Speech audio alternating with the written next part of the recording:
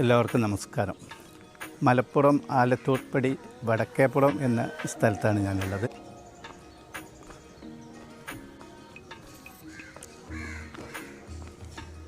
ഇത് മലപ്പുറം ആലത്തൂർപ്പടി സ്വദേശി വടക്കേപ്പുറം മുഹമ്മദ് സൽമാൻ അല്ലേ? എന്താ ചെയ്യുന്നത് നിങ്ങൾ? ഞാൻ ടൈൽസിൻ്റെ വർക്കറാണ്, കോൺട്രാക്ട് വർക്കാണ്. ടൈലിൻ്റെ ഒക്കെ വർക്ക് എടുത്തുകൊണ്ട് ഓ ശരി. അപ്പം ഇദ്ദേഹം രണ്ട് സുഹൃത്തുക്കളെയും കൂടിയിട്ട് ഒരു വിശാലമായ ഒരു യാത്ര പോകാനുള്ളൊരു തയ്യാറെടുപ്പാണ്.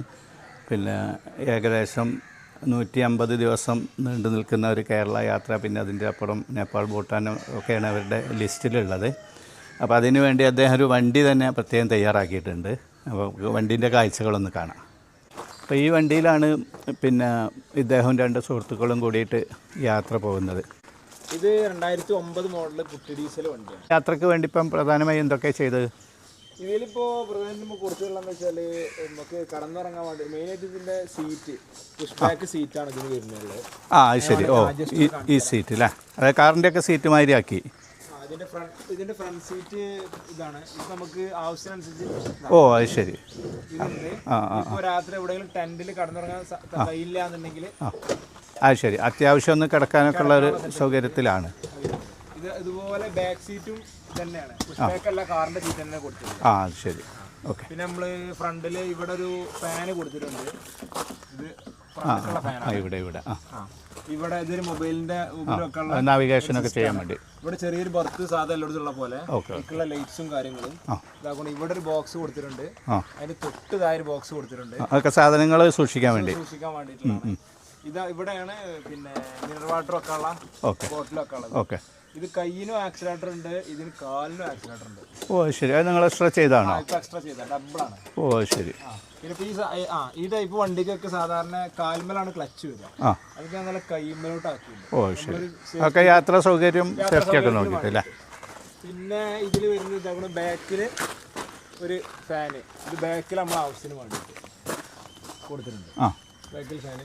അപ്പോൾ അതുപോലെ ഈ CCTV ഇതിപ്പോൾ ഇവിടെ നിന്ന് ഫിറ്റ് CCTVയും ചെറിയൊരു കറക്ഷൻ വന്നിട്ട് ഇവിടെ ഒരു ബർത്ത്, ഇത് നമ്മളെ ഡ്രസ്സ്, അങ്ങനത്തെ ചെറിയ ചെറിയ സാധനങ്ങളൊക്കെ ഉള്ളതാണ്. ഇവിടെ ഒരു ബർത്ത് വെച്ചിട്ടുണ്ട്. അതുപോലെ ഇവിടെ ഒരു മൊബൈൽ പ്ലാൻ കൊടുത്തിട്ടുണ്ട്. ഇവിടുന്നുള്ള നൈറ്റ് ഫുഡിങ്ങിനുള്ള അങ്ങനത്തെ വിഷ്വൽസ് ഒക്കെ ഞാൻ ജസ്റ്റ് എടുക്കാൻ വെച്ചിട്ട് ഇതിന്റെ ബാക്കിൽ ജസ്റ്റ് വന്നാൽ കാണാം. അതിന്റെ ബാക്കിൽ 3 തട്ടുകളാണ്. ഇതാണ് ഒരു തട്ട്, ഇവിടെ ഒരു തട്ട്, ഇവിടെ ഒരു തട്ട്, ഇവിടെ തട്ട്. സെക്ഷൻ ആക്കി 3 തട്ടുകളാണ് കൊടുത്തത്. അത് ഫുഡിന്റെ മെറ്റീരിയൽസ്, അതായത് പാത്രങ്ങള്, പച്ചക്കറി ഒന്നില്, പിന്നെ പൊടികൾ, അങ്ങനത്തെ ഐറ്റംസുകൾ, പിന്നെ ടെന്റുകള്, നമ്മളെ അടുപ്പ്, പിന്നെ നല്ല ഒരു 14 ലിറ്റർ വാട്ടർ ബോട്ടിലൊക്കെ വെക്കാൻ വേണ്ടിയിട്ടാണ് നമ്മൾ കാരിയർ മേലെ സെറ്റ് ചെയ്തത്. അപ്പോൾ സ്റ്റെപ്പിന് 2 കൊടുത്തിട്ടുണ്ട്, ഇവിടെയും കൊടുത്തിട്ടുണ്ട്. കാരിയറിന് പവർ കിട്ടാൻ വേണ്ടിയിട്ടും ബാക്കിൽ ഒരു സ്റ്റെപ്പിന് കൊടുത്തിട്ടുണ്ട്. അപ്പോൾ ഇതെന്താ വെച്ചാൽ ഇതിമിപ്പോൾ നോർമൽ ഒരൊറ്റ ബാറ്ററി ഇതിമുണ്ട്.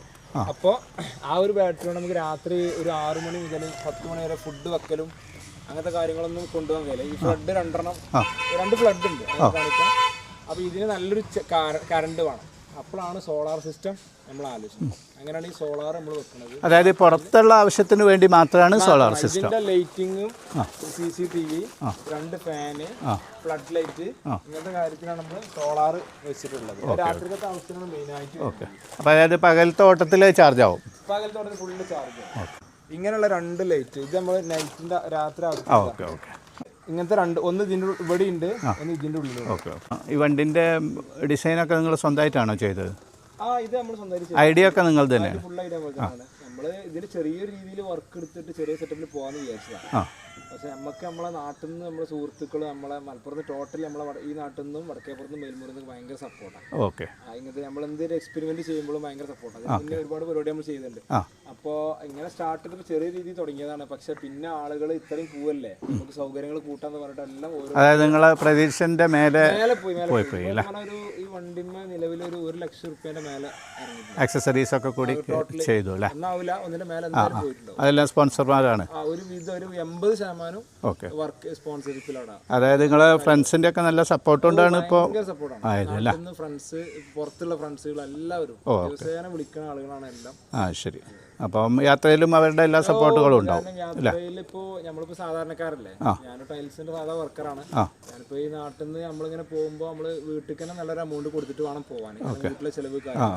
അപ്പം അങ്ങനെ കൊടുക്കുമ്പോൾ തന്നെ പിന്നെ നമ്മുടെ കയ്യിൽ ഒന്നും ഉണ്ടാവില്ല, സീറോ ആയിക്കാണ്. പക്ഷെ നമ്മോട് എല്ലാവരും പറഞ്ഞിക്കാണ്, ഞാൻ ആരും പറഞ്ഞിക്കാണ് എനിക്ക് ക്യാഷ് ആയിട്ട് ഒന്നും വേണ്ട, നമ്മൾ ബാക്കിൽ ഉണ്ടായാൽ മതി, നമ്മുടെ ബാക്കിൽ ഉണ്ടായാൽ മതി. അല്ല, അത് എന്താണെന്ന് വെച്ചാൽ ഇങ്ങനത്തെ കാര്യത്തിനൊക്കെ നമുക്കൊരു ഇൻട്രസ്റ്റ് ആണ് വേണ്ടത്. യാത്ര പോകുക എന്ന് പറഞ്ഞാൽ അതിനൊരു പ്രത്യേക താല്പര്യം തന്നെ വേണ്ടത്. നമ്മളടുത്ത് ഒരുപാട് പൈസ ഉണ്ടായിട്ട് കാര്യമൊന്നുമില്ല, യാത്ര പോകുക തന്നെയാണ്. കഴിഞ്ഞൊരു ഒരു കൊല്ലത്തോളം എൻ്റെ മനസ്സിലുള്ളൊരു സംഭവമാണ്. കഴിഞ്ഞ 8 മാസം ഞാൻ അതിന് പിന്നിലുണ്ട്.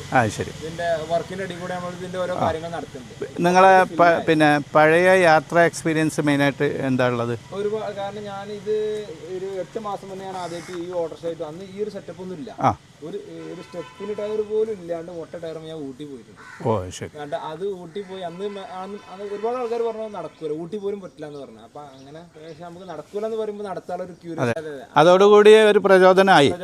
ഞാൻ മനസ്സിലാക്കി കൊടുത്തത് നമ്മുടെ ലൈഫിൽ നടക്കാത്തായിട്ട് ഒന്നുമില്ല, ഇറങ്ങി തിരിച്ചെല്ലാം നടക്കില്ല, അത്രേ ഉള്ളൂ. അപ്പോ അതെ, if there is A will there is a way എന്നാണ് പറയാം. നമ്മൾ ഇറങ്ങിയാൽ തന്നെ എല്ലാം നടക്കും. അത് സംസാരിച്ചോട് മാത്രം കാര്യമില്ല, ട്രൈ ചെയ്തുകൊണ്ടിരിക്കണം, അത് പൊട്ടിക്കൊണ്ടിരിക്കും, പിന്നെ ട്രൈ ചെയ്തുകൊണ്ടിരിക്കണം. അത് പ്രാക്ടിക്കലി നമ്മൾ ഇറങ്ങി കഴിഞ്ഞാൽ എല്ലാം നടക്കും. അതിനുശേഷം നമ്മൾ ഒരു ഓൾ കേരള അടിച്ചു, മലപ്പുറം ടു ട്രിവാൻഡ്രം വരെ മലയോര മേഖല. അത് ഫ്രണ്ട്സിനെയും കൂട്ടിയിട്ടാ? ഫ്രണ്ട്സിനെയും കൂട്ടി. അത് ഞാൻ ട്രെയിൽ അടിച്ചായിരുന്നു. നമ്മൾ ഒരു 4 ദിവസത്തിന്റെ മേലെ പോകുമ്പോഴുള്ള നമ്മളെ എക്സ്പീരിയൻസ് അനുഭവം, അങ്ങനെ പോയതാണ്.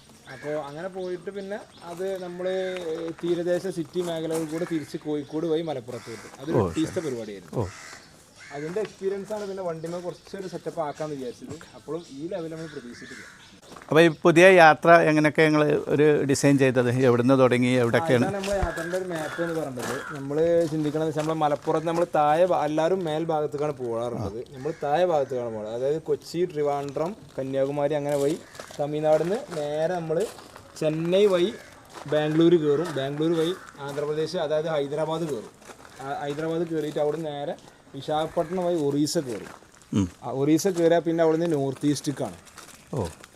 നോർത്ത് ഈസ്റ്റ് കയറിയിട്ട് നോർത്ത് ഈസ്റ്റിൽ ഇങ്ങനെ ജാർഖണ്ഡ് ഇങ്ങനെ പോയിട്ട് വെസ്റ്റ് ബംഗാൾ, കൊൽക്കത്ത അങ്ങനെ കയറിയിട്ട് അവിടുന്ന് പിന്നെ ഇങ്ങനെ മേഘാലയ, ത്രിപുര, മിസോറം, നമ്മളെ നോർത്ത് ഈസ്റ്റിലെ ഓൾമോസ്റ്റ് എല്ലാ സ്റ്റേറ്റും കവർ ചെയ്യും. മണിപ്പൂർ, നാഗാലാൻഡ്, ആന്ധ്രാപ്രദേശ്, അവിടെ 7 സിസ്റ്റേഴ്സ് എന്നിട്ട് 7 രാജ്യങ്ങളുണ്ടല്ലോ. അതിങ്ങനെ പോയിട്ട് അവിടുന്ന് നമ്മൾ പിന്നെ ആസം, സിക്കിം വഴി അവിടെയാണ് ഭൂട്ടാൻ്റെ ബോർഡർ നമ്മൾ കേട്ടിട്ടുണ്ട് ആ റൂട്ടിൽ. അങ്ങനെ അവിടുന്ന് പിന്നെ ഭൂട്ടാൻ കയറിയിട്ട് പിന്നെ അവിടെ നേരെ ഇറങ്ങിയിട്ട് ബീഹാർ കയറാം. ബീഹാർ കയറി ബീഹാറിൽ നിന്നാണ് നമ്മൾ നേപ്പാൾ പ്രതീക്ഷിക്കുന്നത്. നേപ്പാൾ കയറുക എന്നുള്ള UP വഴി നേപ്പാൾ കയറാം, അല്ലെങ്കിൽ ബീഹാർ വഴി നേപ്പാൾ കയറുക എന്നുള്ള. നേപ്പാളിലാണ് നമ്മൾ ഏറ്റവും കൂടുതൽ സമയം സ്പെൻഡ് ചെയ്യാൻ വിചാരിക്കുന്നത്. അവിടെ വില്ലേജിലൊക്കെ പോകാൻ, വില്ലേജ് അതായത് അവിടെ ഇപ്പോൾ ഈ പറഞ്ഞ പോലെ നമ്മളെ ഹിമാലയൻ്റെ ബേസ് ക്യാമ്പുകളൊക്കെ ആ റൂട്ടിലുള്ള നമുക്ക് ഏറ്റവും നമ്മുടെ ഡ്രീം നേപ്പാളാണ്. അപ്പോൾ അത് കഴിഞ്ഞിട്ട് പിന്നെ നേരെ ഇറങ്ങിയിട്ട് ഉത്തർപ്രദേശ്, നേരെ അങ്ങോട്ട് വന്നിട്ട് ഇതിൽ മധ്യപ്രദേശ് സെൻട്രൽ ഭാഗത്തായിട്ട് പെടുന്നത് കൊണ്ട് ഈ UP വഴി പിന്നെ താഴെ ഭാഗത്ത് നിന്ന് ചിലപ്പോൾ ഒന്ന് ഇറങ്ങേണ്ടി വരും. പിന്നെ അവിടെ നേരെ മേലെ കയറിയിട്ട് നമ്മളെ ഹരിയാന, ഡൽഹി വഴി, ഡൽഹിക്ക് ഓട്ടോറിക്ഷ കയറ്റൂല എന്നുള്ളൊരു സംഭവം പറയുന്നുണ്ട്, അത് നോക്കണം അവിടെ എത്തിയിട്ട്. പിന്നെ അവിടെ നേരെ മേലെ പോകും നമ്മൾ ഹരിയാന. പിന്നെ അവിടെ നിന്നാണ് നമ്മൾ ലഡാക്ക്, ഹിമാചൽ, മണാലി, ലഡാക്ക് പോണത്. ലഡാക്കാണ് എൻ്റെ പോയിട്ട് പിന്നെ നേരെ താഴെ ഭാഗത്തേക്ക് പഞ്ചാബ്, രാജസ്ഥാൻ അങ്ങനെ കയറും. അവിടുന്ന് ഗുജറാത്ത്, മുംബൈ, അതായത് ഒരു സർക്കിളായിട്ടാണ് വരിക അല്ലേ? അപ്പോൾ എന്ന് വെച്ചാൽ നിങ്ങൾ ഇന്ത്യയിലുള്ള 28 സംസ്ഥാനങ്ങളും നിങ്ങൾ കവർ ചെയ്യും. അതാണ് ഇപ്പോൾ അതിനിപ്പോൾ നിങ്ങൾ ഏകദേശം ദിവസം ഉദ്ദേശിക്കുന്നത്? അത് നമ്മൾ ആദ്യം 100 ഡേയ്സിന് പ്രതീക്ഷിച്ചിട്ടുണ്ട്. ഇതെങ്ങനെ നമ്മൾ കണക്കൂട്ടിട്ടും 100 ഡേയ്സ് നിൽക്കില്ല.